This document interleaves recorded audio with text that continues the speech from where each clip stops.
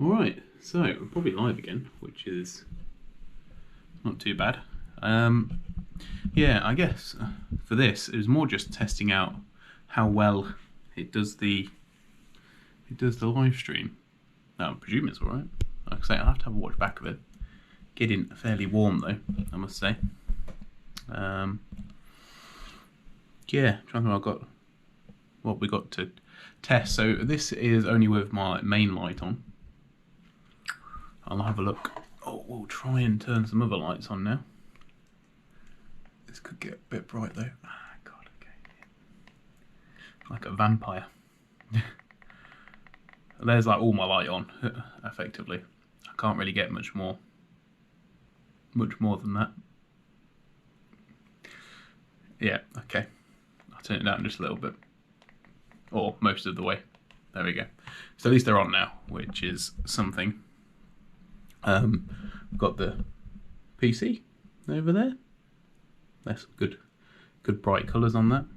Other than that, not too much else. We've got the GoProHero10 which yeah, be doing a bit of a comparison on. Not sure how I'm going to do that yet. Hold them side by side and film the camera, filming the other camera, like how GoPro do it. No, probably not. But still, yes, there is that option. I'm sure we'll be having a look at that. I don't know if there's anything interesting to show, or yeah, I've done the colours from the PC, but it's a bit difficult. I was just going through, sort of tidying up my chest. There's not really too much in there of any interest, to be honest. Yeah, I don't know.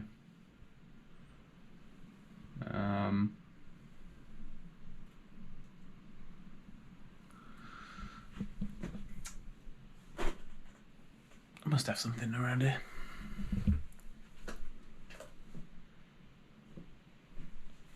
So what I'll do is I'll go through some of the stuff in the computer, if you like, which might be a bit more interesting for a little video, for a little test.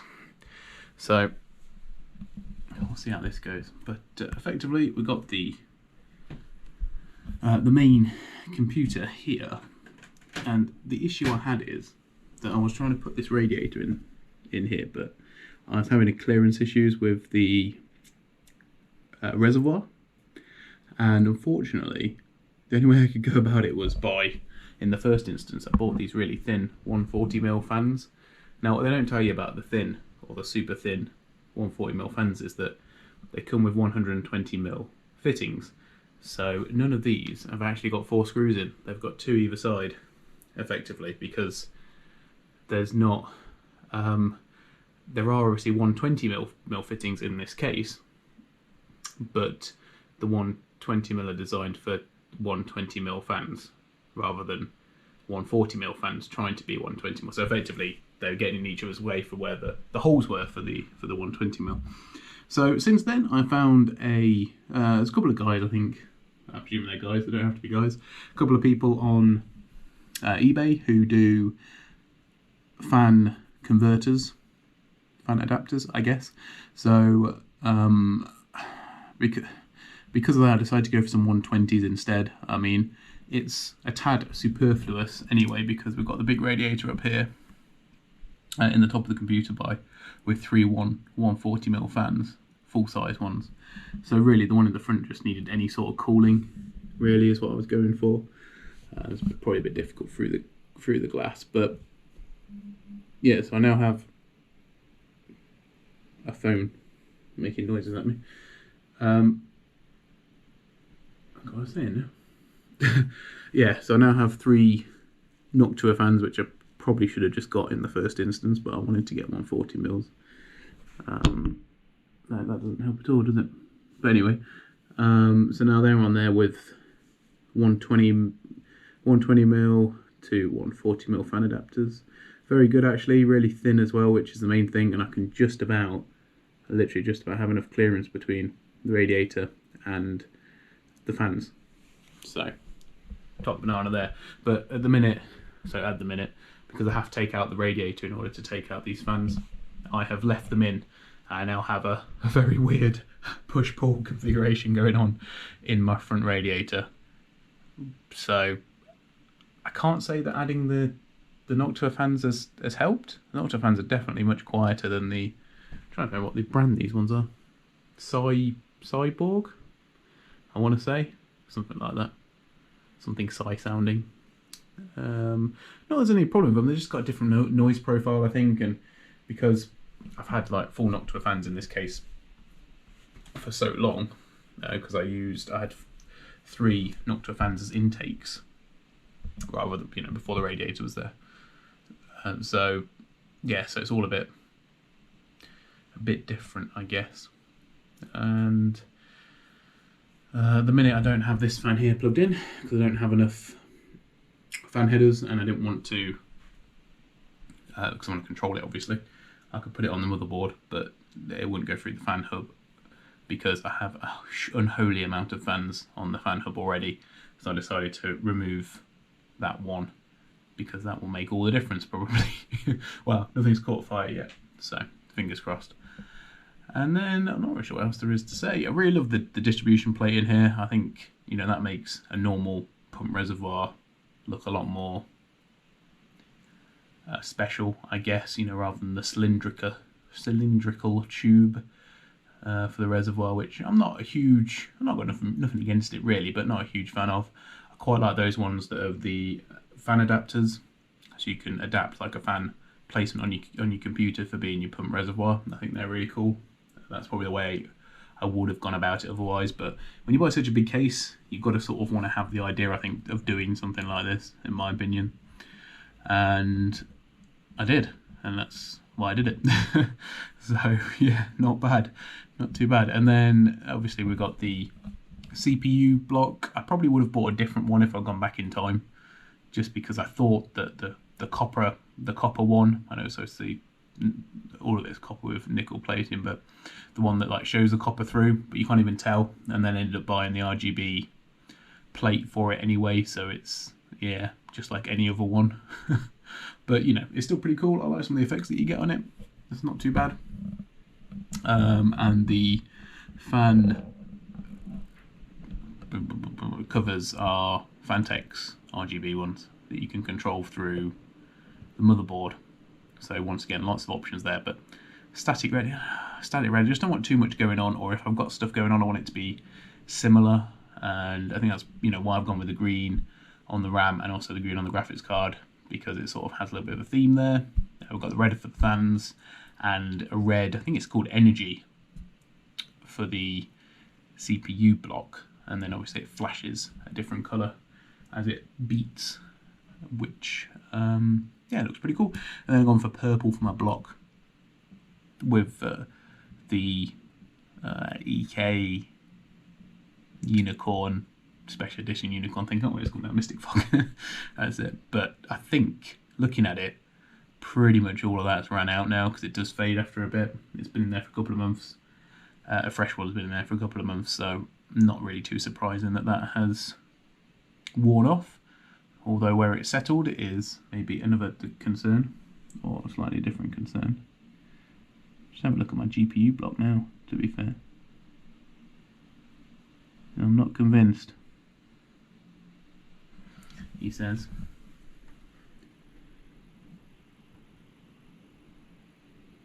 Well, I can't tell if that's just smudges or not.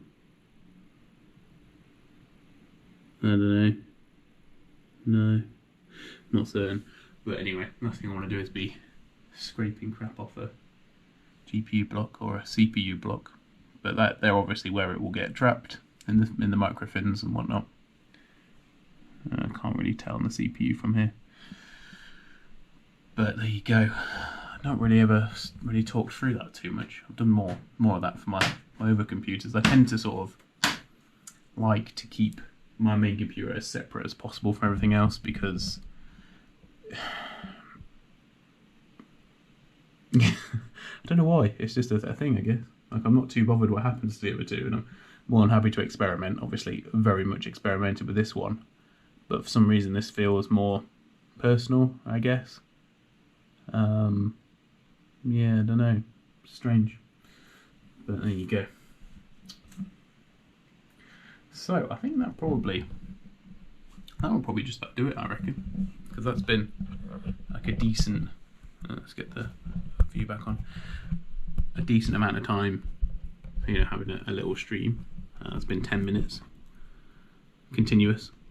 We used about 10% battery, 11% battery now, so you get about a minute per thing. I mean, of course, it's really your phone that does the actual streaming primarily, as in like streaming to the internet, and I think the GoPro streams to the phone.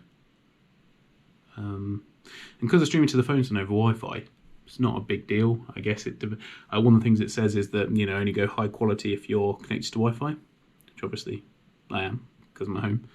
But it'd be interesting to see how it does out and about, I guess. Don't know, maybe that's something I could try at some point, but not right now. I presume the GoPro Hero 6 doesn't have this feature. Actual fact, I don't know if the thing will even tell me, but we'll have a look. So I've just got the Hero 6 on charge at the minute, so that it's ready to go. You can obviously see, I don't think there's too much on there of any interest. What have we got? Connections. You know what? It does a lot of the same stuff. Although,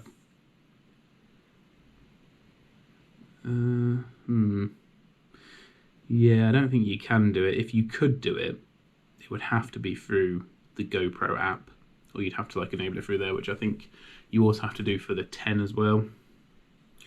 So I actually quite like the layout on the 6. I think it looks quite nice. I would say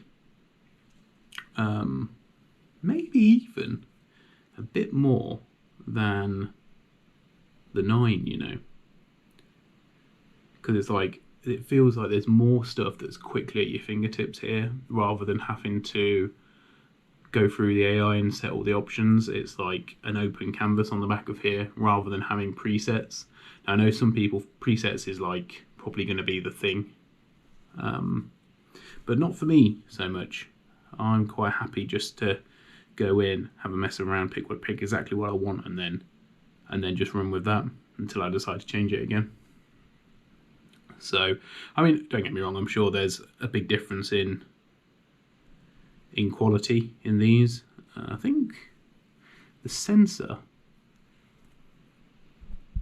itself, I think it's slightly bigger on the 10. It looks like it might be. Yeah, it must be, looking at it. Oh. Any case, that doesn't really matter. But it is 100% charged, which is good. I think I had a bit of a stutter there with the stream, but once again, I have to give that a watch back. But you know, I'm actually pretty happy with that. What can I do? 60 FPS at 1440. What is it at 720? Oh, so it's got 240 frames on here, but I'm not sure what the resolution that's for. Let's have a look. FPS. Oh, okay. 1080p 240, which actually the 9 does as well. So, although you can only do it on wide angle lens, to be fair.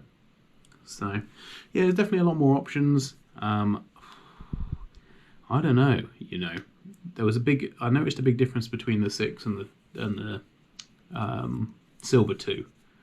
Whatever it's called, GoPro 2 Silver, I imagine, because they had different tiers then, didn't they?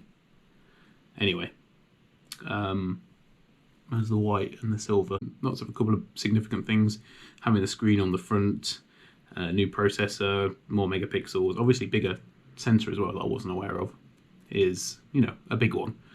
But in terms of UI, you know, I'm not certain it's that much better. Not to cast shade on GoPro or not, or anything, but I'm not sure that the progression has been anywhere near as good.